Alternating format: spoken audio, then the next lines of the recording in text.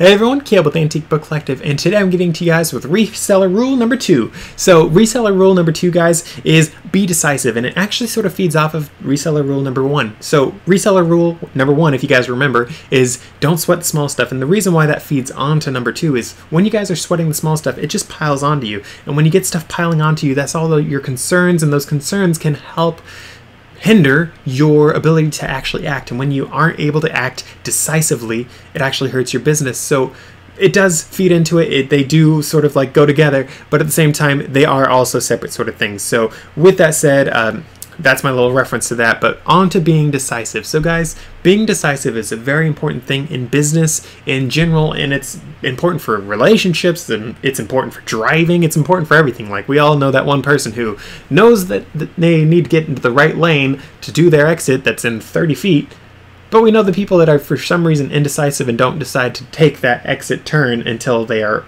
on it, and they're in the fast lane still, and they decide to go, and you murdered like 55 people trying to get over to it. Like, we know the impacts of being indecisive or not planning ahead. So being decisive does take some strategy. It does take some planning ahead also, so you can like be decisive in the best possible way, but it is something that is important in your business. So the reason why I am making this the second reseller rule, one of the more important ones, if you will, is because, let's face it, if you are indecisive, you're not going to get into business. You're not going to buy that specific book, that specific this or this or this. You have to be decisive if you ever want your business to get off the ground, or if you ever want to even start a business. There are plenty of people who are like, oh yeah, I would love to work for myself. I would love to have a side hustle. I would love to have it so I could do something on the side that pays for my rent, or pays for my groceries, or pays for this or this or this, or pays for my kids' college, or pays for my own retirement, or I want it to do all those things all at once, which probably means it'll be a full-time income, or at least 10 hours a week at the very minimum if you are doing it. Doing your business like mine is, I mean, you guys remember, I've told you many times over, when I'm doing the business like I do it, and like I recommend you guys do it, and that recommendation does not include all the different side stories that I go on, this little side quests, if you will. That's when you like doing just the antique book business like I recommend, because that's where I've found my best money is. But you guys remember, my average sales price is $70 per unit sold, and that's pretty good money. That piles up right quick. So as such, I mean, yeah, you could do a lot less hours doing it that way, or you could do a mass volume store. I've done the mass volume store. I've really enjoyed that, actually. I do like having consistently shipments to send out. That is very fun. But for me, I'm a bit of a history nerd, and I have a bunch of other things going on, so it is sort of nice also to like focus on the antique books where it is the more valuable things. And because of that, I don't get as many sales in a week, but I'm able to get more money per sale, and as such I actually end up making more money per week because I just don't have as many expenses of buying all these different books, buying all the different boxes, all that sort of stuff. I'm able to sell just say like 3 books in a week and make some good money, which is pretty nice. And I know 3 books is not quite making money, but I'm doing it very, very, very part-time right now because I have all the different things going on in my life. So with that said though, guys, I just wanted to explain things a little bit more on how being decisive can help you in your business. And I know I just sidetracked it right there, but antique books, it can pay for your business, it can pay for your life, it can do all these sorts of things.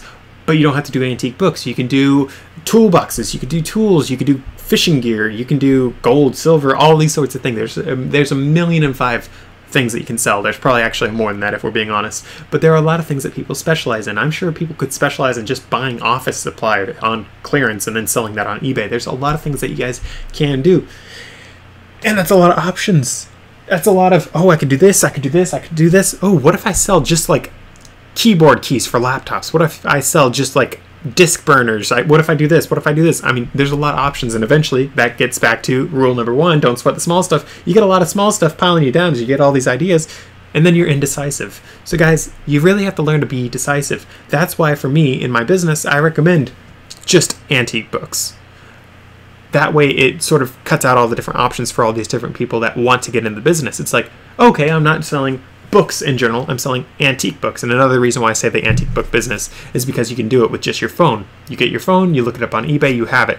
Whereas if you're doing Amazon FBA or something like that, you can still do it on your phone. You can look them all up individually, but the best way to do that is to get like a little Bluetooth scanner and scan every single one, have the necessary apps like Scoutly, and just scan through all the different things. It definitely speeds up your process, and it helps you actually make money on that business. So that's one of the routes you could take. It's another route to do this or this or this. The reason why I say just antique books is, again, to help people be a little more decisive, because it's like, yeah, this is what I do, this is the money that I do make, that sort of stuff. It helps people sort of conceptualize, and then from there they can be like, oh, I'll branch out into these different things. The biggest thing, guys, for your business, for being decisive, is to get the ball rolling. Something I've heard 1,005 times is you can't steer a stationary car. So let me just explain this to you guys.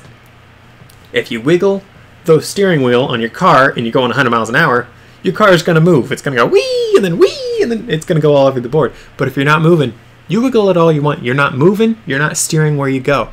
And that's sort of the thing with being decisive. You have to be sure that you're moving. That way your decisive decisions you make actually lead you somewhere. Otherwise, if you're not deciding on starting a business, if you say, oh, I want to start one, hey, can you help me start one? But you never do anything for it, you're not going to get anything done. You're just steering your stationary car. You're not getting anywhere, and you're not going to get anywhere. You got to get the ball rolling. And yeah, you might take a right, and that right might not be the right path. That right might end up costing you $100, or it might end up being just break even. That right turn might not be where you want to go, but you won't know that until you actually take that right turn, that sort of thing. There's not GPS for business, at least not just yet. So that is something to keep in mind. So with that said, though, guys, being decisive is not just, I'm going to start my business. It's also,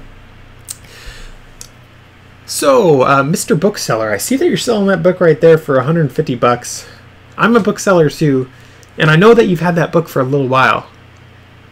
What do you say you sell it to me for just $100? And you know in your head that you could still sell it for $150, and this guy's just not selling it just yet because he hasn't listed it online. He's just in this really small town, this ho-dot town where no one buys any books anyways, for some reason. Maybe it's because there's only one person in town, but that's just something that you guys can do. It's like being decisive is, hey, I see this thing, here's what I can do for you, let's do it right now, let's do this deal, let's make some money, let's do business, this is business, you know, that sort of thing. If you guys aren't decisive, you'll look at that book longingly and be like, oh, I've always wanted to sell that specific book, but I can't make money doing it for $100. I can't do this, I can't do this, that sort of thing. It's, again, sort of like don't sweat the small stuff. It's all these small ideas getting into your head. It's like little doubts, and those stack up, those stop you from doing the actions that you need to do for your business, for your welfare, all these sorts of things. Guys, you need to do this for yourself, for your family, all these sorts of things.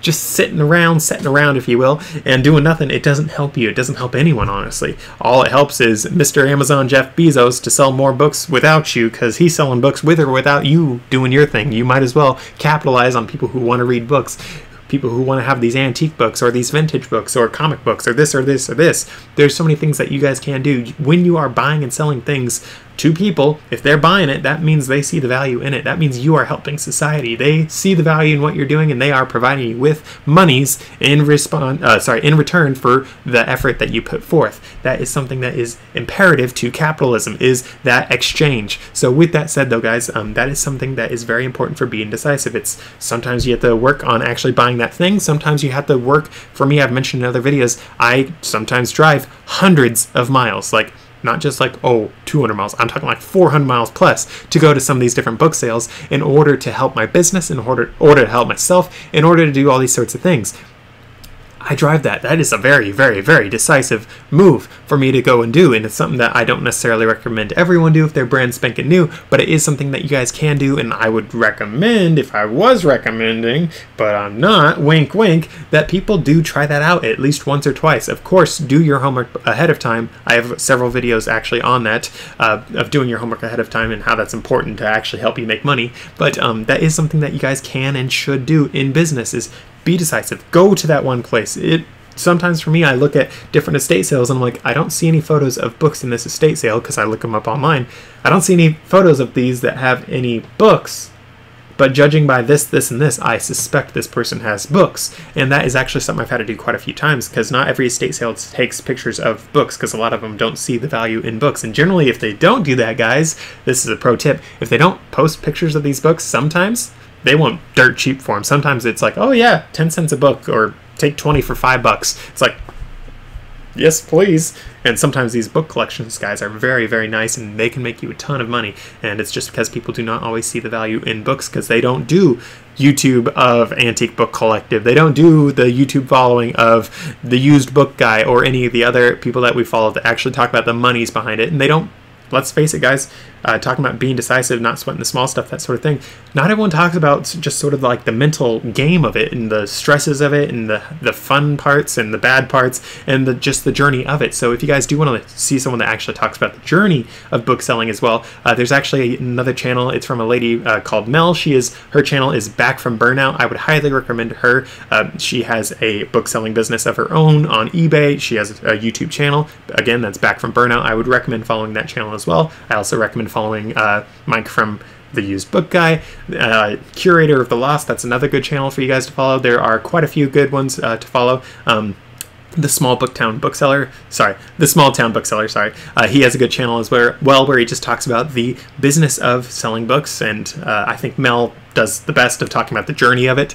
No offense to the rest of us, but the rest of us are all guys, and let's face it, guys don't really talk about the emotional journey of anything, except for like maybe, dude, did you watch the new Star Wars movie? I was like, whoa, and then I was like, whoa, and then I was like, whoa.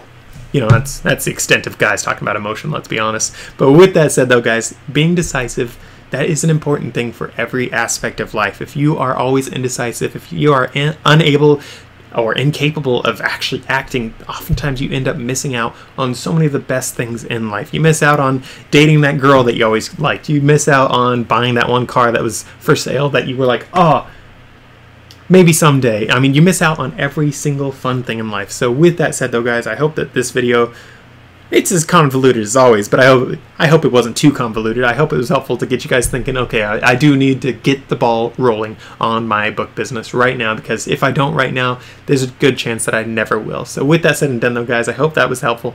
Please be sure to check out one of my other videos, and I'll see you guys in the next one.